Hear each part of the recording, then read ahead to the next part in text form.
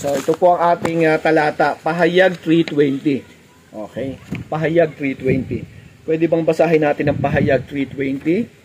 At ano po yung mga nakapaloob sa Pahayag 3:20?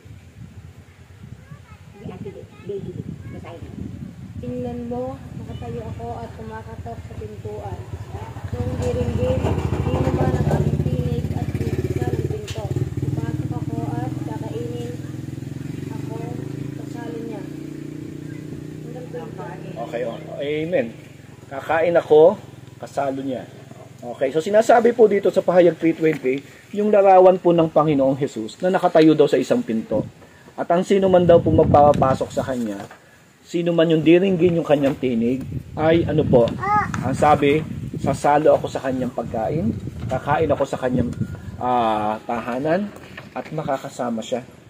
Kaya ang tanong po dito, tinanggap mo ba si Kristo sa iyong buhay sa ganitong paraan? Ang sabi po dyan, tinanggap mo ba si Kristo sa iyong buhay sa ganitong paraan? Ano pong paraan ba yon sinasabi? Una, narinig mo ba yung tinig ng Panginoon? No? Narinig mo ba yung tinig niya? Pinakinggan mo siya. Kasi marami tayong pwedeng madinig na tinig, pero ang pinakamagandang tinig na madidinig natin, yung tinig ng Panginoon na siyang kumakatok sa atin. Ibig sabihin, sa puso natin, kumakatok siya. At ito po ay atin pong napakinggan yung tinig na yun. Tapos po, nagpasya tayo na pagbuksan ng pinto. Kaya ang sabi dito, nung binuksan po yung pinto, papasok siya at kasalo niya tayo sa ating pagkain. Ibig sabihin, magiging bahagi na siya ng ating buhay. Sapagkat yung pagkain po ay simbolo po yun ng pamumuhay. No? Kapag ang isang tao, pinakain mo, ibig sabihin tinatanggap mo siya, wine-welcome mo siya, at pinapahalagahan mo kung sino siya. Kaya ito po, ang tanong dito, tinanggap mo ba si Kristo sa iyong buhay sa ganitong paraan? Okay? Amen po ba tayong lahat doon na pinagbuksan natin yung Panginoong Jesus sa buhay natin? Amen. Yung pintuan ng puso natin, binuksan natin para sa ating Panginoong Jesus. Ibig sabihin po, maraming pwedeng kumakatok sa puso ng tao, pero po, iba yung kapag si Jesus na yung pinapasok natin sa ating pong mga buhay. Pinapasok natin sa ganitong paraan. Ang sabi po, kung gayon, nasaan na si Hesus Kristo ngayon? Ang tanong, kung pinapasok, ayan, nasaan? Amen. Nasa puso na po natin. Maliwanag po yun, ano? Kasi ibig sabihin po niyan, yung puso dito, simbolo ng binuksan natin yung pintuan ng ating buhay at hinayaan natin yung Panginoon na tanggapin natin siya bilang Panginoon na tagapagligtas at nasa puso natin. Kaya ang sabi dito, kung gayon, nasaan si Hesus Kristo ngayon? Tama po yung sabi ni Ate Bengo, nasa puso. Sang-ayon sa Pahayag 3:20, paano mo malalaman na si Kristo ay nasa iyong buhay? Oh. Paano daw natin malalaman si Kristo ay nasa ating buhay? Anong pwede natin isagot doon, Ate Vilma? Sang-ayon po sa Pahayag 3:20. So, sabi, paano mo malalaman na si Kristo ang nasa iyong buhay? Paano nga ba natin malalaman na si Kristo ay nasa buhay natin? Anong ginawa dapat natin? Ano ba yung pinagpasyahan natin? Mananampalataya. Amen siya. Ba't ba ikaw ba si Ate Vilma? Ate B, kayo po. Sige po. Sagot niyo po. Wala naman pong ano. Yun nga po. Kailangan makinig tayo sa mga salita ng Panginoon. Ipahayag din sa iba para malaman din nila yung kahalagaan ng nasa Panginoon. Amen. So, salamat po, ano? So, mayroon pong desisyon. Kapag alam mo na si Kristo nasa iyong buhay, desisyon mo na papasukin siya sa buhay mo, papasukin siya sa puso mo, at hindi ka magdalawang isip na pakinggan yung kanyang mga salita. Di po ba? Kasi ganun nangyari, di po? Kumakatok siya, nung nalaman ng kung sino man ang magbubukas daw, ibig sabihin, magpapasya, magdi-decide kung magiging siya isang tagasunod at maging bahagi ng buhay niya at hindi lang maging bahagi, talaga maging total na buhay niya ang ating Panginoon. Kaya ito ngayon ay tinatawag na Kristiyano. Yung pala ibig sabihin ng Kristiyano. Pag sinabing Kristiyano, pinapasok si Jesus sa puso niya, pinapasok si Jesus sa buhay niya, pinilala siya bilang Panginoon na tagapagligtas, at pinakinggan yung kanyang tinig. At patuloy na papakinggan ang kanyang tinig. Yun yung tunay na Kristiyano. Kaya may sinasabi, di ba? Kristiyano sa puso, hindi lang sa nguso. May kasabihan na gano'n, no? Hindi lang sa bibig, Hindi lamang po sa nguso, sabi nga nila, kundi sa ating puso. Doon po ang nakakakilala tayo sa ating Panginoon. So sinasabi sa Biblia na maraming bagay ang nangyari nang si Kristo ay pumasok upang mamuhay sa iyo. So ano ba yung mga bago sa buhay mo kapag nandyan si Jesus sa buhay mo? Meron ba siyang babaguhin sa buhay mo? Ha? Madami, amen. I mean, salamat po sa ganung reaction ni Ate Vilma. Madami. So ibig sabihin po talaga, madami pong bago, positive na kalagayan na binibigyan pansin po na kapag tayo po'y nasa Panginoon at tinanggap natin si Jesus sa buhay natin. Una, ang sabi diyan, isang bagong kaugnayan. New relationship. Opo. So, ibig sabihin po, bago yung kaugnayan mo na sa Panginoon. So, basahin po natin ang Roma 1:4. Pakibasa po. Basa. Si Ate Merly po. Kung mababasa po natin. Roma 1:4. Ano po yung sinasabi diyan? Yung, ayan. So, may tagabasa po tayo. Mapalad tayo. May tagabasa tayo, no? Okay po. Sige po. Roma 1:4. Pakibasa po. Andyan po ba?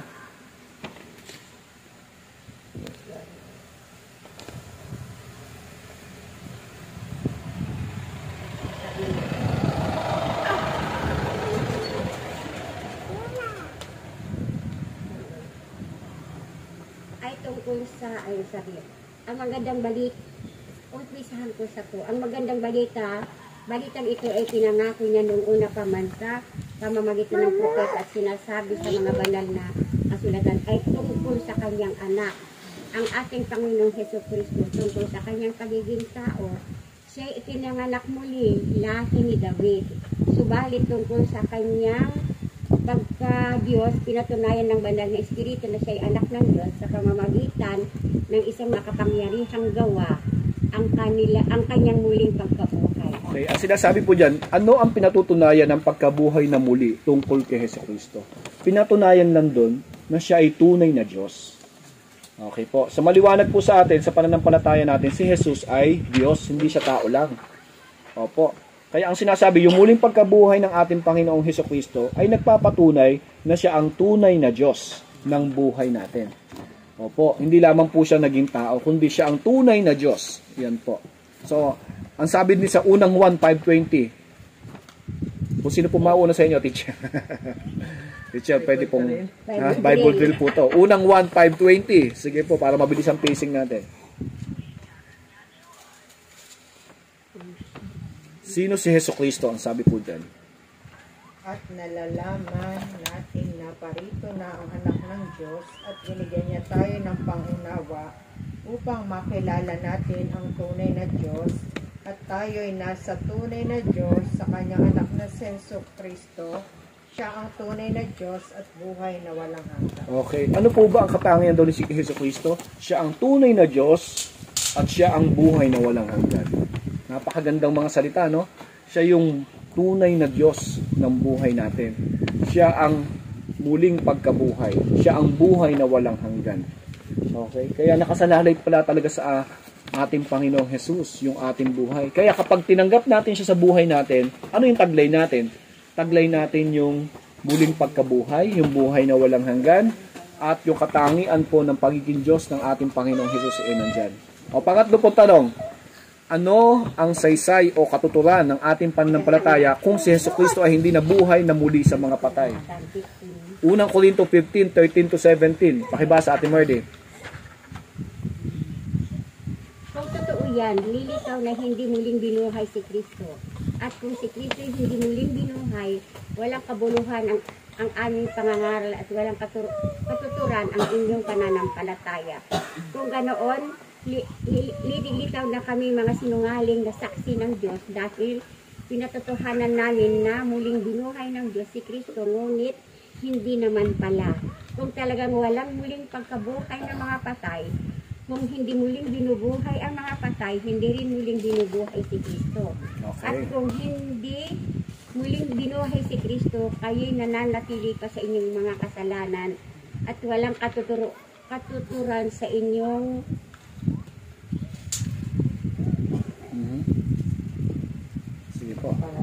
inyong pananampalataya. Amen. Sige po. So kung hindi po nabuhay ang ating Panginoon, ang sabi niyan, walang katuturan ang ating pananampalataya.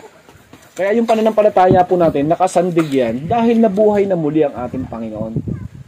Opo, nagkakaroon lang po ng silbi ang pananampalataya natin. May katuturan siya. Kasi pinangahawakan natin na muling nabuhay ang ating Panginoong Jesus.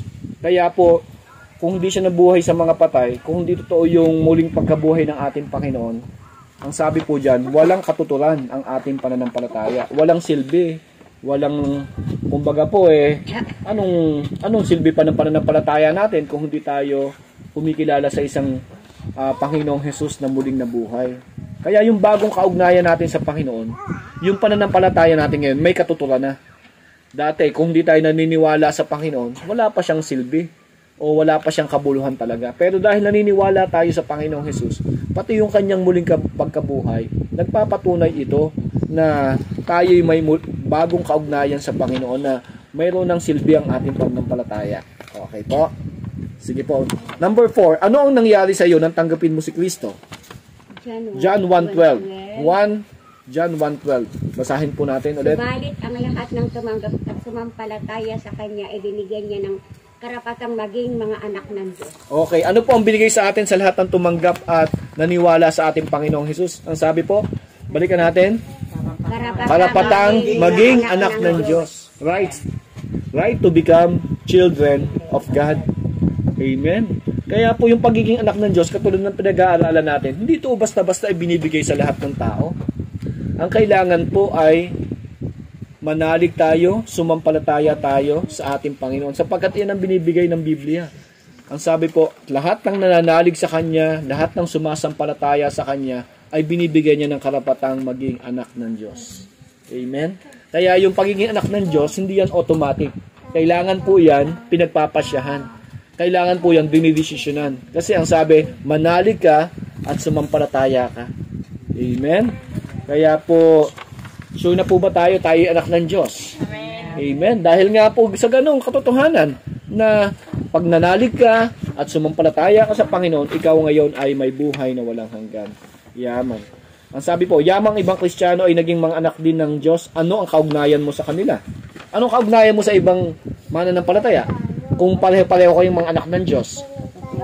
Ha? Kapatiran. Siguro sure kayong kapatiran ang tingin nyo sa ating mga kapatiran. So, anak. ha? Magkakapatid na po tayo, no? Yung magkakapatid ba nag-aaway-away? Hindi naman, ano? Nag-aaway-away din. Pero hindi. Magkakapatid po tayo sa spirito. Hindi po ba? Hindi tayo magkakapatid sa laman lang. Amen. Bagamat, syempre, matimbang yung magkakapatid sa dugo. Opo, di po ba? Pero iba po din yun, yung magkakapatid po sa church. No? So tanggap pa natin, kung titingnan nyo yung bawat sa atin na magkakapatid tayo sa pamamagitan ng Espiritu ng ating Panginoon. Dahil tayo yung mga anak ng Diyos. Opo. Kaya ang senaryo, dapat, ang mga anak ng Diyos, hindi nag-aaway-away. Hindi po nagpapaligsahan o ano pa mang bagay na makakasira ng pagiging ang mga anak natin ng Diyos. Di po ba? Kasi ang sabi diyan po, lahat tayo magkakapatid na sa Panginoon. Kaya nga po, ang tawag po sa atin ay kapatiran, di ba? Ito yung pinakamataas na kapatiran yung pagiging magkakapatid tayo dahil sa ating Panginoong Jesus. Amen. Sige po. So number 5 po, ang kaligtasan ba'y gantimpala sa gawang mabuti ng tao? Efeso 2:8-9. Basahin po natin. Sapagkat dahil sa kagandahang loob ng Diyos, kayo ay naligtas sa pamamagitan ng pananampalataya at ito'y kaloob ng Diyos at hindi mula sa inyong sarili. Okay. Verse 9, hindi ito bunga ng inyong mga gawa, kaya't walang maipagmamalaki ang sino man. Okay. So, hindi natin may pagmamalaki yung kaligtasan natin. Ay, ako, naligtas ako kasi mabait ako. Ako, pupunta ako sa langit kasi mabait ako. Walang makakapagsabi ng ganun sa atin. Kayo po ba naisip nyo nun? Ako, mapupunta siguro ako sa langit kasi konti lang yung pagiging salbahe ko. Mas matimbang yung pagiging mabait ko. Naisip nyo ba yun? Ikaw, lady, naisip mo yan minsan? Minsan. Pero hindi ano yun. Alam nyo, hindi totoo na pupunta ka sa langit kasi mabait ka.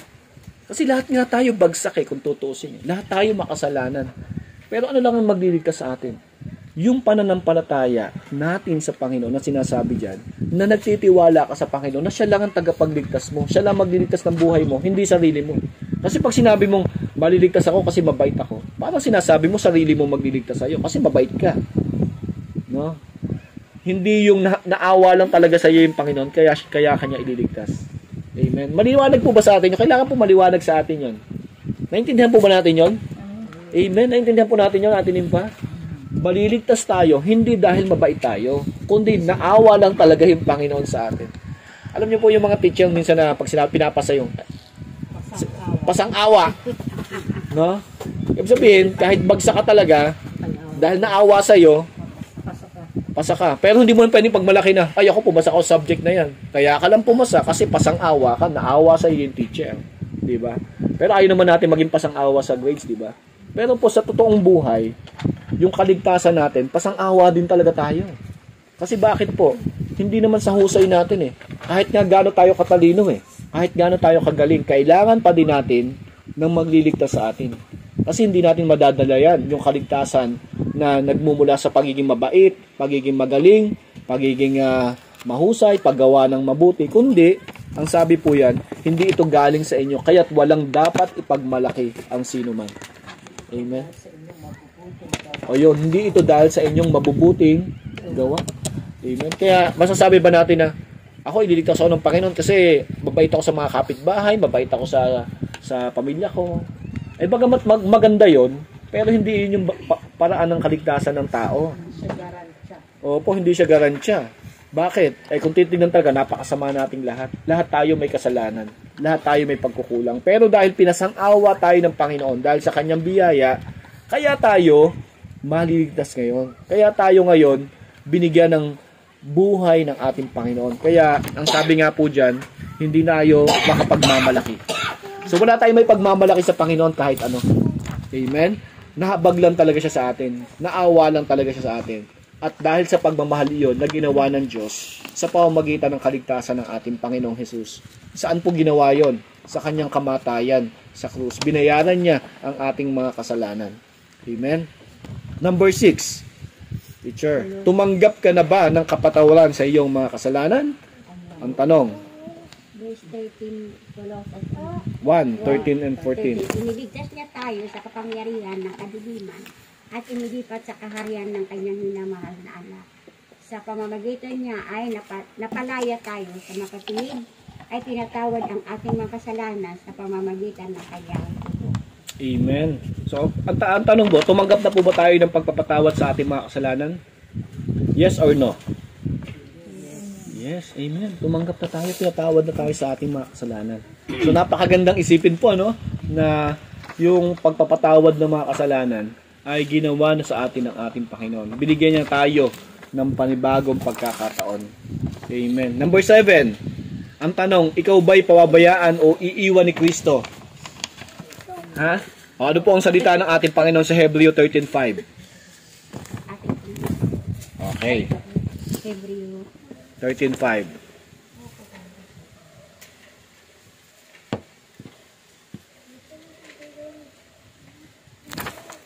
Huwag kayong Hebreo 13:5. Okay? Huwag kayong magmukhang pera at maisiyan kayo sa anumang nasa inyo. Sapagkat sabi ng Diyos, hindi kita iiwan at pababayaan man. Kaya't malakas ang loob nating mga sasabi. Okay, ang sabi, hindi kita iiwan ni pababayaan man. Amen. Naramdaman niyo po ba minsan na parang pinapabayaan na tayo ng Panginoon? Dapat po hindi. Kasi ang claim natin, ang pangako natin, ang pag-angkin natin ng pangakong ito, ang sabi po dyan, hindi tayo iiwan ni pababayaan ng Panginoon. Amen. So hindi po tayo pababayaan ng Panginoon, ano man po yung sitwasyon ng ating buhay. Amen. Kahit na po minsan nagkakasala tayo, no? Pero hindi naman iyon dahilan para sabihin mo na hindi naman ako pababayaan ng Panginoon, gagawa na ako ng masama. Hindi po ganun yun, ano? Baka ganun nagiging katwiran natin. Pero ang sinasabi po dyan, hindi tayo pabayaan o iiwan ng Panginoon. Ang sabi dyan, sapagkat ipinangako ni Jesus na hindi kanya iiwan, ilang ulit mo siyang kailangang anyayahan pumasok sa iyong buhay. Ilang ulit po dapat natin siyang anyayahan na pumasok sa ating buhay? Ha? Ilang ulit ba? Ha? Ulit-ulit hanggang nabubuhay. Bakit? Nakakalabas ba siya? At kailangan maging paulit-ulit. Ang Hanggang tanong ikaw nga ay po, buhay. po, Hanggang ikaw ay buhay. opo, pero ang sinasabi po dyan, once na inanyahan mo siyang pumasok, hindi kanya napapabayaan. Opo. So, ibig sabihin po, bagamat sinasabi natin paulit-ulit, pero minsan, sapat na yon. Pag tinanggap mo ang ating Panginoong Jesus, sapat na sa Kanya yon na manatili sa buhay mo. No? Bagamat kasi, bakit? Kasi kaya natin sinasabing paulit-ulit, kasi minsan paulit-ulit tayo nagkakasala, no? Kaya iniisip natin, nakakalabas yung Panginoon. Sa puso natin, nakakatakas.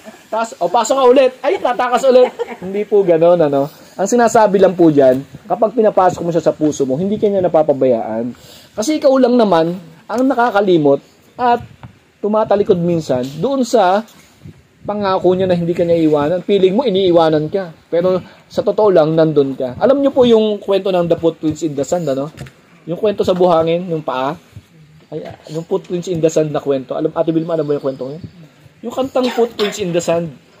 Alam niyo yung kwentong yun, di po ba? Yung nagkaroon siya ng panaginip, no? Na may dalawang pares ng paa sa buhangin, naglalakad. Tuwan-tuwa siya, sabi niya, wow, kasama ko yung Panginoon. Tapos, dumating yung pagkakataon, ang bigat-bigat ng mga problema niya, naging isa na lang yung pares nung paa naglalakad sa buhangin. Sabi niya, ba't naman ganun, Panginoon, kung kailan napaka laki ng problema ko, bakit iisang pares na lang ng paa yung nasa buhangin na nakikita ko, samantalang nung masaya ko, dalawa yung naglalakad na nakikita ko. Pero ang sabi ng Panginoon, ito yung sandali na hindi kita iniwan. Actually, pinasan kita. Pasan-pasan kita habang nilalakad kita. Yung nakikita pa lang, nung akala niya nag-iisang paa, hindi niya pala paa. Yung paa yun ng Panginoon na binubuhat siya. Di ba? So, yun po, ano? Kaya ang sabi dito, ikaw ba'y babayaan ng iiwan ng Panginoon? Hindi. So, kung tutusin po, ilang ulit mo siya kailangan anayahan pumasok sa iyong buhay. Kahit minsan po, basta totoong pinapasok natin siya, makakatiyak tayo, hindi tayo pabayaan ng ating Panginoon. Okay po. So, nasa later part na tayo. Una, isang bagong kaugnayan. Pangalawa, isang bagong buhay. Amen? So, basahin natin ang unang 1:5, 11 to 13. Amen. Verse 11. Yung verse 11 po. At ito ang Saan matatagpuan ang buhay na walang hanggan? At ito ang patotoo, ipinagkaloob sa atin ng Diyos ang buhay na walang hanggan. At ito'y makakamtan natin sa pamamagitan ng kanyang anak. Amen. Verse 12, kung ang anak ng Diyos ay nasa isang tao, mayroon siyang buhay na walang hanggan. Ngunit, kung wala sa kanya ang anak ng Diyos, ay wala siyang buhay na walang hanggan. Amen. So, ito yung mga tanong. Saan mo matatagpuan ang buhay na walang hanggan? Kanino? Okay, sa anak. Kanino yon? Sa ating Panginoong Jesus. Anong uri ng buhay mayroon ng taong pinananahan ni Kristo? Ang sagot, buhay na walang hanggan. Maaari bang malaman ng isang tao na siya may buhay na walang hanggan? Yes or no? Yes. So, minsan kasi ganito no? Tatanungin ka, sigurado ka bang may buhay na walang hanggan? Na kapag namatay ka, pupunta ka sa langit? Ate Pe, ano sinasagot mo? Pag ganun, halimbawa, sigurado ka bang may buhay na walang hanggan ka? Ano sasagot mo? Ha? Minsan, ano sagot mo? Ano pwedeng sagot mo? Ha? Hindi mo sigurado, ganun. Ay, si Ate Beng. Hindi rin. Pero po, ang sinasabi ng Biblia, habang nabubuhay tayo, pwede nating matiyak yun. Amen po? So, ibig po sabihin dito, sa mga verse na ito, sinasabi, kasi minsan nakatwiran ng tao, paano mo malalaman yun? Hindi ka pa nga namamatay eh. Siguro pag namatay ka, malalaman mo na. Pero alam mo ba ngayon na may buhay ka na walang hanggan? Kung sakaling mamatay ka? Pero ang sinasabi ng Bible, at huwag tayong panilin lang, na sinasabi ng mga ibang tao, na pwedeng sabihin nila na, wala nakakalam yun kasi hindi ka papatay eh. Diba? Pero hindi. Habang nabubuhay tayo sa lupa, matitiyak na natin at pwede na nating matiyak na may buhay tayong walang hanggan. Kasi ito yung sinasabi ng Biblia. No po, ang sabi, nasusulat yung Biblia upang kayo na mananampalataya ay makatiyak na may buhay na walang hanggan. Kaya sinulat yung Bible para angkinin natin na tayo may buhay na walang hanggan. Hindi tayo natatakot. Hindi tayo nagdadalawang isip na ako ba talaga mapupunta sa langit kapag ako'y namatay. Hindi. Bakit? Kasi pinagkatiwala na natin sa Panginoon yung buhay natin. Amen. Kung kilala nyo po si Ate Del, kilala nyo po ba si Ate Del? Valenzuela. Minsan po pa nagcha-church po kayo, natechempohan yung nagsamba siya. Kasi po madalas siyang wala doon, na-teacher sila, no?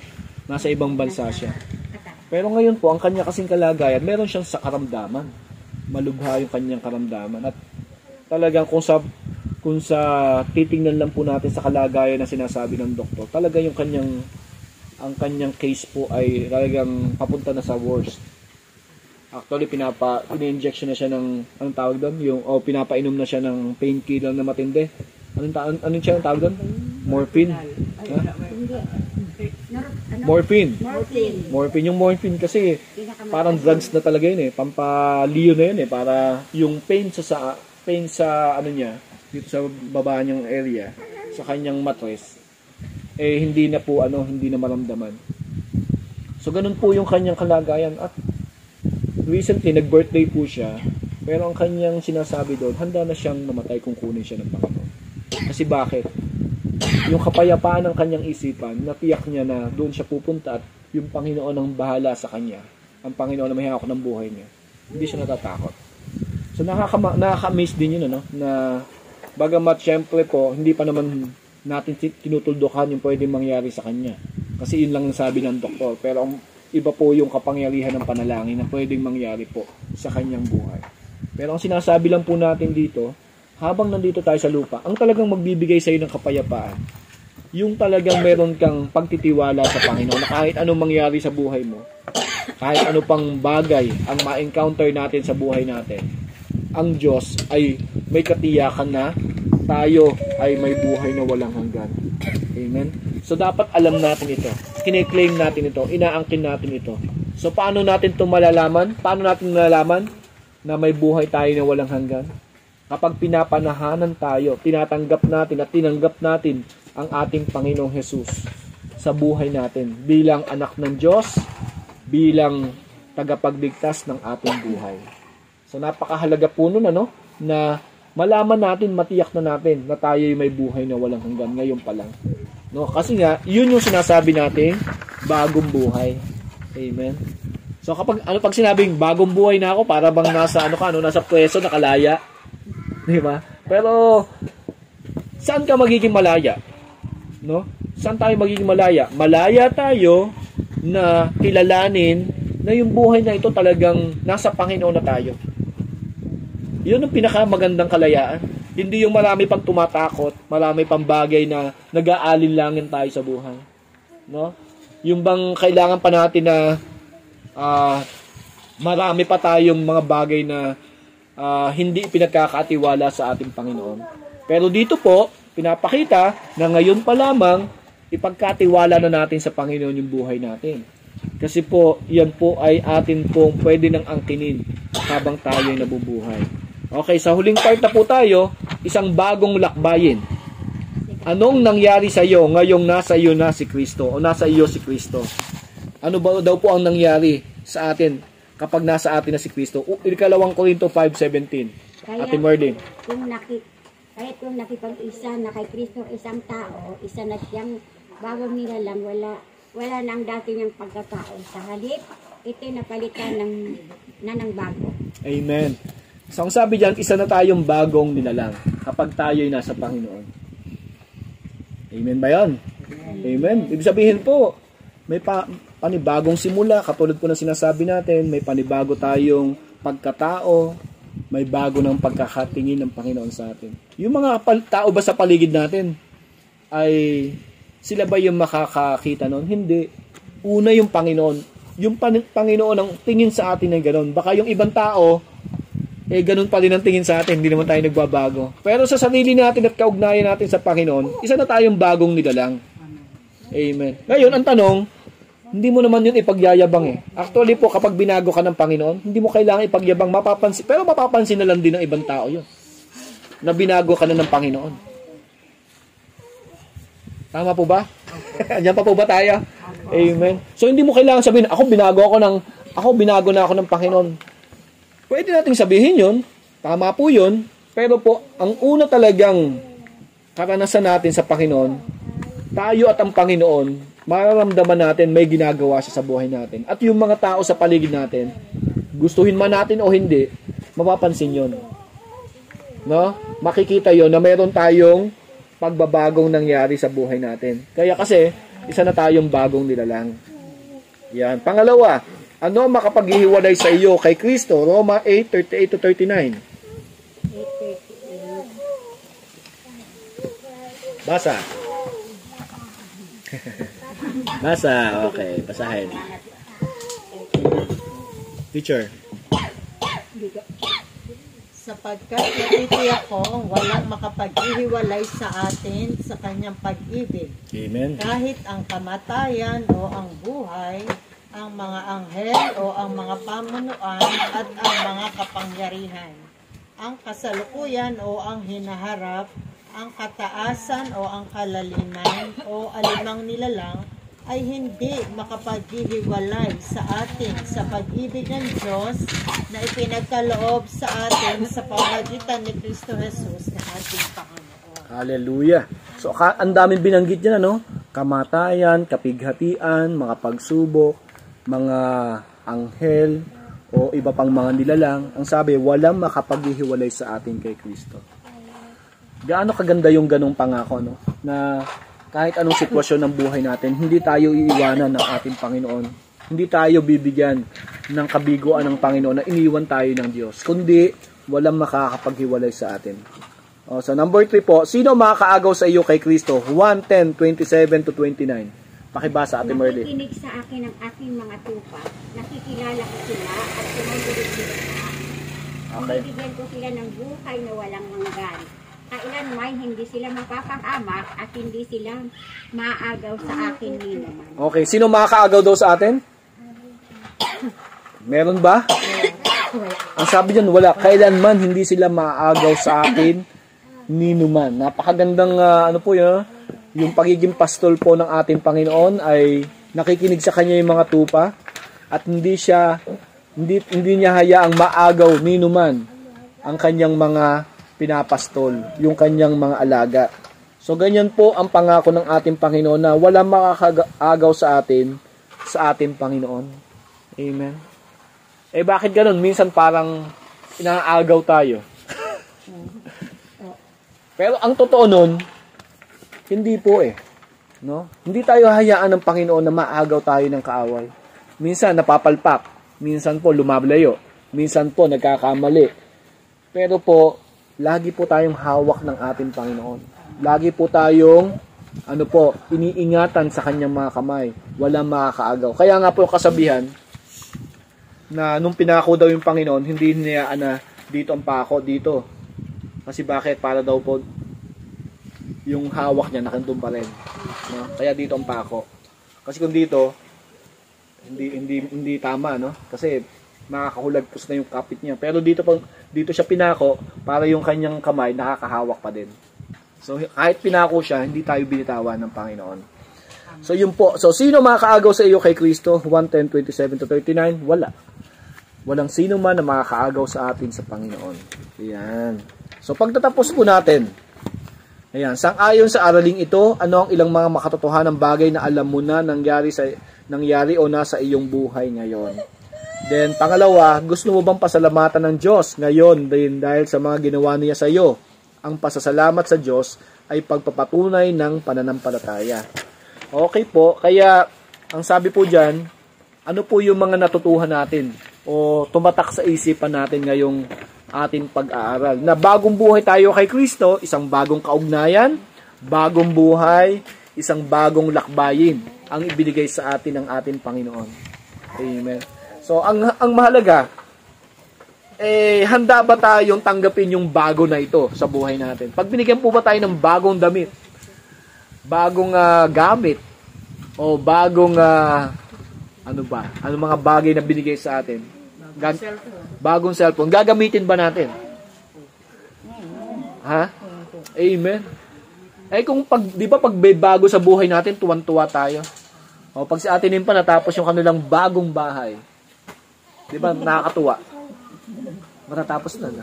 Tapos na ba? Di pa. Marami pa pong kulang. Hello po. Amen. So di po ba? Sige po, ano pong masasabi nyo sa naging aralin natin? Meron po ba kayong naiisip? O meron po kayong tanong? O meron po kayong pasasalamat? O kaya pagpapahalaga o natandaan sa mga sinabi? Sige po, mag-share po tayo. Bawat isa po sa atin. Ano po yung inyong natandaan o naangkin na aralin ngayong araw na ito? Sige po. Kanina tayo pwede magsimula. Mag-share po tayo. Wala pong mali dito. Para lang tayo nagkukwentuhan. Kung sa mga chismisan, ang daldal natin, ano? Joke lang po yun. Pero pag dito, kailangan magsalita. Di ba? Ba't nga ganun? Pag usapang Panginoon napatameme minsan tayo, no? Parang nahiya tayo mag-share. Pero pag mga usapang kwento ng buhay ng may buhay, bumubula yung bibig natin, ano? Ay, hindi daw, joke lang po yun. So, sabihin po, ano po? Sige po, mag-share po tayo. Malaya po tayo mag-share. Sino po mauna? Pag ganun ba o pag ganun? O gusto nyo salitan? Atinin pa, magsimula po tayo. Ano po yung pwede nating angkinin? Ano ba yung naangkin natin? Isang bagong kaugnayan, bagong buhay, bagong lakbayin. Sige po, ano po yung inyo pong masasabi? Mahirap isipin. Ha? Mahirap ano. Nagbasa-basa lang. Sige po, atinin pa. Bagong buhay. Ano po yung pinagpapasalamat natin sa Bagong Panginoon? buhay, bagong pag-asa. Ganun ba yun? Salamat po ako sa Panginoon Okay. sa lahat ng kaloob niya sa amin na biyaya. Aha. Yun lang po. Sa lahat ng kaloob ng biyaya. Amen. So, ano pong pinakamalaking biyayang tinanggap natin sa Panginoon? Bagong buhay. Bagong buhay. Buhay na walang hanggan. Opo. Magagamit pa natin sa buhay natin. Ay, nabubuhay pa ako. Nahaba pa ng buhay ko. Bakit iniisip ko na yung buhay na walang hanggan? Actually po, pag mayroong kang buhay na walang hanggan, payapa kayo. Kasi tiyak yung buhay mo. So, kahit may problema ka, kung alam mo yung nasa Panginoon ka, at ang Panginoon ang naghahari sa'yo, nagbabago yung buhay natin. Amen. Sige po. Si Ate Beng po. Di pa tayo sa kabila. Sige po. Ano pong naiisip po ninyo? Ha? Wala pa. Ano? Walang isip. Wala. Sige, ano po ba yung nakikita yung dapat yung pagpasalamat sa Panginoon? Ay, nagpapasalamat ako sa Panginoon kasi kahit ganito lang ang buhay, nakakaraos din. Lagi siya nakagabay. Ano yung ganito lang ang buhay? Ano ba yung buhay nyo? Ay, siyempre, yung buhay namin na minsan, sala sa oras, ganyan. Wala kang makain. Umabot na sa point na wala kayong makain? Siyempre, pagka dumulog ka sa taas, ganyan, diding ganyan. Ay, O, diba? opo. So, ayun nga po. Ano yun po natin yun? Ganito lang ang buhay. Actually po, napakapalad po natin kapag tayo nasa Panginoon. Kaya huwag niyo sabihin ganito lang ang buhay niyo. Kasi nasa Panginoon kayo eh. Amen ba yan? Amen. Huwag niyo sabihin na ganito lang ang buhay, nakakalaos lang. Kasi pag gano'n ang sinasabi natin, parang hindi natin na-appreciate yung Panginoon sa buhay natin. Parang sinasabi, ay Panginoon, ganito lang ba yung buhay na bigay mo? Hindi. Ano po? So, binibigyan lang natin yun ng magandang pananaw. Ano po? Na pag sinabing ganito lang ang buhay, hindi lang ganito ang buhay. Kasi hindi lahat ng tao nakakilala sa Panginoon. Hindi po ba? Hindi lahat ng tao may pagkakataong sumamba at magpasalamat sa Panginoon. Pero tayo, andito tayo, no? Nakakadinig tayo ng mga salita. So, hindi po, wag natin sasabihin na ganito lang ang buhay ko. No? Mapalad kayo. No, mapalad tayo dahil nasa Panginoon tayo. Okay? Sige po, lipat tayo dito. Ay, biglang wala si lady. Medyo may dead time. Sige po, si Ate Vilma po. Bagong buhay, pastor. Mula ng bagong buhay sapagkat mula ng pagdating si Kristo sa buhay. Maraming mga binago. Pagbabago, mga pagbabang pagkasanlibutan, ganyan. Matutong pakumbaba.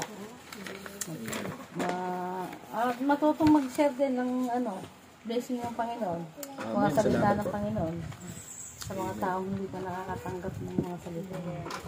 Napakaganda nun, ano? Amen. Salamat po. Sige po. Si Ate Sheila po. Mag-share tayo. Ano bang ginawa ng Panginoon sa atin lately? Sa buong maghapon, ano po yung pasasalamat natin sa Panginoon? Ako, pasalamat ako. Lahat na nangyayari sa buhay ko ako ay marunong magpakumbaba. Marunong kayo magpakumbaba. Amen. Nagamit niyo yung pagpapakumbaba. Ano naman, siyempre. Saan niyo nagagamit yun?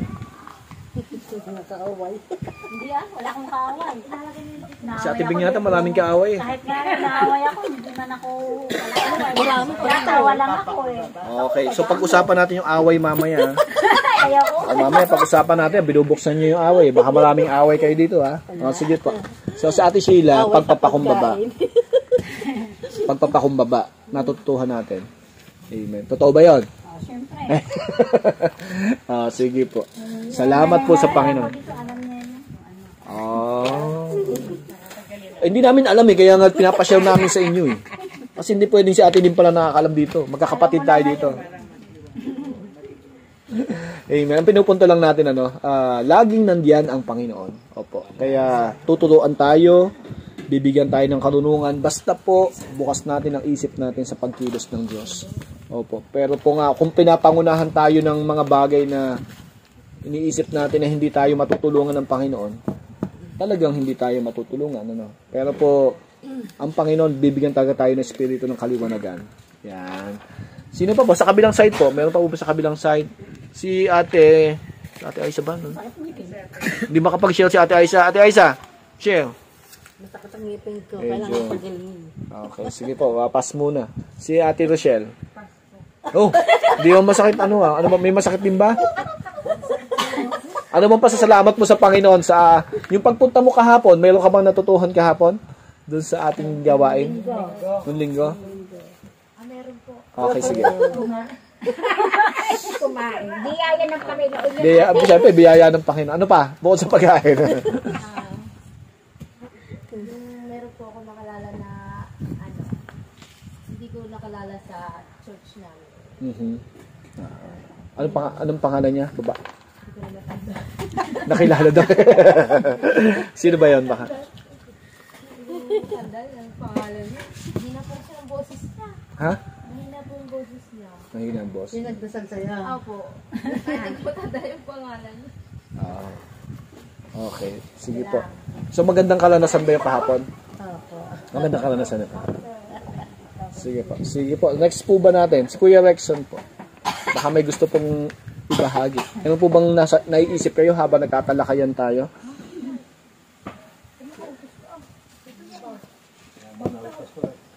Aha. Ha? Hindi ka pa handa? Opo. Opo. Sige po. So, salamat po sa Panginoon kasi nakikinig din kayo, no?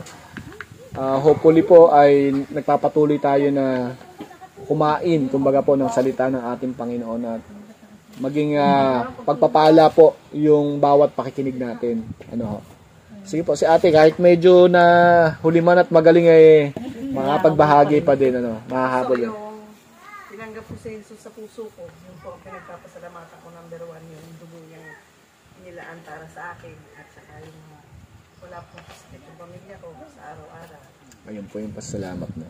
Sige po. So, lagi po tayong binabago ng Panginoon, So, meron pa po tayong nakakaligtaan, nakakasama? Wala na po. Si Ate Sheila. Sino? Si Ate Fe. Ate Fe, halika dito. Tinitimpla na yung buko. Ayan na daw po. Ate Fe, halika dito. Si Ate Eva, tanungin natin. Sige po. Muli po ay salamat po muli sa ating pong talakayan.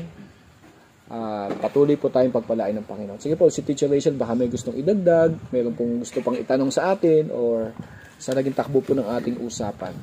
Po. Ayan. Ang sa akin lang yung na-remind ako doon sa kaligtasang kaloob ng Panginoon. Hindi ito dahil sa marami kong mga mabubuting nagagawa.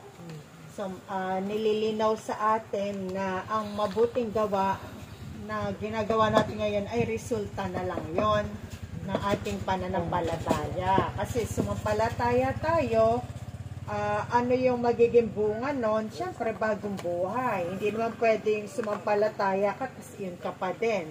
So, hindi pwede po kasi dual personality. Ibig sabihin, dalawang personalidad tayo. Parang anak ka ng Diyos pag linggo, kapag Lunes hanggang Sabado, iba naman. Hindi na magawain ng pagiging anak ng Diyos ang ginagawa natin. So, hindi po pwedeng ganon. Kaya, kapag inaangkin natin na tayo ay anak ng Diyos, talagang nandoon din sa puso't isip natin yung pagmamahal sa Diyos at kasunod nun, pagmamahal sa kapwa. Kaya yung binabanggit ni ate, marunong siya magpakumbaba. So kung ito ay bunga ng iyong pananampalataya, hindi kasi madaling magpakumbaba. Nako, pero nagagawa mo yun dahil sa pananampalataya natin sa Panginoon. So yung mga pagbabagong nangyayari po sa atin, na-recognize o kinikilala sana natin yun na pagkilos ng Panginoon. Kasi hindi naman ako dating ganito, yung mga ganun, diba? Hindi naman ako pasensyosa, sa totoo lang, ang dali kong mainis, madali akong magsalita ng masakit, dati. Pero nung ako ay tumanggap na sa Panginoon, natutunan mo na mag-control ng bibig, diba? Hindi na ngayon basta-basta magsalita, yung mga ganyan. So, bunga po iyan ng ating pananampalataya sa Panginoon. Babaguhin po talaga tayo. Ma-amaze din tayo kasi magugulat ka rin sa sarili mo isang araw. Masasabi mo ba, bakit iba na yata ako? So, yun po yun. Ang sarap lang na malalaman mo na meron kasing Diyos na gumagawa na sa buhay mo. May nagkokontrol na sa buhay mo. At yun nga yung Panginoon, simula ng tanggapin natin siya sa puso natin. Ayun, yung sinasabi po ni Pastor kanina na maraming mga pagsubok, iniisip mo ba, iniiwan ka ng Panginoon kapag nasa problema ka, kapag dumadating na parang sunod-sunod yung problema sa buhay. Minsan naiisip natin parang alaya tayong Diyos, pero nandiyan nga po talaga. Kahit tama rin yung sinasabi ni Pastor, minsan tayo lang lumalayo, pero si Lord ang lapit niya lagi. Tayo lang talaga. Kaya minsan di natin ma 100% sure na meron tayong buhay na walang hanggan kasi alam natin sa sarili natin yung mga ginagawa natin, di po ba? Nagkakasala tayo. Pero may promise po humingi ka ng tawad. Kasi minsan ang problema daw, nagkakasala ka pero wala kang hinihinging pagtawad sa Panginoon. Kaya hanggang sa yung puso mo para siyang nagiging matigas na. Yung paglapit sa Panginoon ay hindi mo na rin magawa. Pero ang tunay na tumanggap sa Panginoon, wala na po yun. Talagang nandoon na yung patuloy na komunikasyon natin sa Diyos. Lahat ng nangyayari sa buhay natin, sinasanggunin natin sa Kanya. Kaya po, hindi madaling maging Kristiyano, pero iba po ang buhay kapag isa kang Kristiyano. Talagang hindi man tayo kayamanan, pero meron kang contentment, peace of mind, meron kang kasiglahan sa buhay, no? Makikita mo na ang sarap pala mabuhay. Ganun po ang magiging natin. Kahit na hindi tayo laging nasa maayos na kalagayan. May mga pagsubok din, huwag niyo po yung isipin, pag anak ng Diyos walang problema. Meron. Pero lalo nating napapatunayan na buhay ang Diyos at talaga nandiyan siya kapag dumadanas tayo ng mga ganon. At yung pananampalataya natin lalong tumatatag, lalong tumitibay. So hopefully po itong Upper Tuyo na nag-aaral na salita ng Diyos, talagang maging totoo tayo sa ating pakikipagrelasyon sa Panginoon. Kasi si Lord totoo talaga siya sa atin. Kaya po ang magiging tugon lang natin sa Kanya ay talagang magpatuloy tayo sa lakbayin ng pagiging isang mananampalataya. Yan lang po. God bless. Salamat po. Muli ay patuloy po tayo magpasalamat sa Panginoon ngayong pagkatapos po ng ating Bible study. Iiwan po natin yung kopyang ito, no? Hopefully po, bagamat wala tayong pagkakataon ng buklatin ng pansarili, pwede po natin itong gawin, yung mga pansariling mga pag-aaral. Kung tayo po may mga Bible, di po ba? Pag may oras nga po tayo, balikan natin. Andito naman po yung mga talata, basahin natin. At personal nating makita kung ano po yung magandang mga plano ng Panginoon sa atin. Muli po, isang bagong buhay tayo kay Kristo. Lagi natin itong tandaan na lagi tayong binabago ng ating Panginoon. Lagi tayong pinibigyan ng Panginoon ng pagkakataon na ang kanina, bago siya. Bago yung kanyang ginagawa sa atin. Ano po? Kaya muli po, isang pinagpalang gabi po sa ating lahat. Unahan tayong Teacher Rachel sa ating pangwakas na panalangin. Dakilang Diyos, tunay nga na kami ay nagtutuloy, nagpapasalamat po sa inyo. Talagang napakabuti po ninyo kami ng mga tao na nagkakasala at hindi karapat-dapat ay pinagkalooban mo, Panginoon, ng iyong kagandahang loob. Inibig kami, Panginoon, kahit kami ay hindi karapat-dapat. Nandiyan ang inilaan mo sa amin, Panginoon, ang iyong pagmamahal. Tunay nga, Panginoon, kung ito ay lubusan naming mauunawaan, mararamdaman namin, Panginoon, ang katotohanan ng iyong pagmamahal at ang dakilang layunin mo sa aming buhay. Maraming salamat, Panginoon, sapagkat sa buhay na ito laging binibigyan mo kami ng pag-asa. Binibigyan mo kami ng patuloy na pagnanais, Panginoon, na makilala ka sa aming buhay katulad na ng ganitong gawain ng Bible study. Panginoon, ito ay napakagandang gawain sapagkat dito nabubukas ang aming puso at isip sa lalo pang paglapit sa iyo, sa lalo pang pagnanais na pagharian mo ang aming buhay. Panginoon, patuloy mo pong katukin ang puso ng bawat isa. Patuloy na maunawaan ang iyo pong dakilang pagmamahal sa amin. Upang ito, Panginoon, ang magpabago ng lubusan sa aming buhay. Panginoon, anumang mga nakikita mong karumihan pa, mga pagkakasalang nagagawa namin, patawarin mo kami at tulungan mo kami, O Diyos, na talagang maranasan ang bagong buhay na kaloob mo sa amin. Buhay na sumusunod, nakikinig, Panginoon, sa iyong mga salita, sumusunod sa iyong dakilang kalooban at ginagawa sa aming buhay ang kaparaanan mo. Panginoon, hinihiling ko po na ibasbasan mo yung pananampalataya ng bawat isa, maging daan ito upang marami pa ang makakilala sa iyo bilang Panginoon at tagapagligtas. Panginoon, hinihiling ko po na ang bawat pamilyang kinabibilangan ng inyong mga anak na narito ay patuloy na magkaroon, Panginoon, ng tunay na pananampalataya sa inyo. Bawat pamilya ay maligtas. Bawat sambahayan, Panginoon, ay kilalanin ka bilang Diyos ng kanilang buhay. Sapagkat sa buhay na ito, wala po kaming magagawa kung kami ay iwalay sa inyo. Kailangan po talaga namin kayo. Makita lang po namin iyon, Panginoon, dahil ito ang magbubukas sa pananampalataya sa iyo, Panginoon, bawat isa sa amin. Wala po kaming kakayanang iligtas ang aming sarili, pero lahat ginawa mo, Panginoon, para maganap at maranasan namin ang kaligtasan at yung pangakong buhay na walang hanggan ay maangkin namin ng buong buo, walang pag-aalinlangan. Buhay pa man kami ngayon, may garantya na pinagkakaloob mo na sa amin ang buhay na walang hanggan. Panginoon, patuloy po kayong manahan sa aming buhay, sa aming puso. Kayo po ang patuloy na kumilos sa aming buhay. Tulungan nyo nga po kami, Panginoon, na talagang makita ng mundong ito, ng mga kapitbahay namin, mahal namin sa buhay, na talagang kami tunay na may pananampalataya sa inyo. Panginoon, kasangkapanin nyo po ang buhay namin. Lord, patuloy ko po dalangin na gawin nyo rin po kaming ilaw sa sanlibutan ito. Itong pag-aaral ng Biblia ay patuloy na maging daan upang kaming lahat ay gawin mong pagpapala. Gawin mong daluyan, Panginoon, ng liwanag na nagmumula sa inyo. Turuan niyo po kami, gaya ng nabanggit ng iba, laging magpakumbaba. Laging isa puso't isip na kami ay may kabuluhan ang buhay dahil sa iyo, na aming Panginoon na tinanggap namin sa aming buhay. Salamat po kay Pastor na kinasangkapan mo upang ibahagi ang inyong mga salita.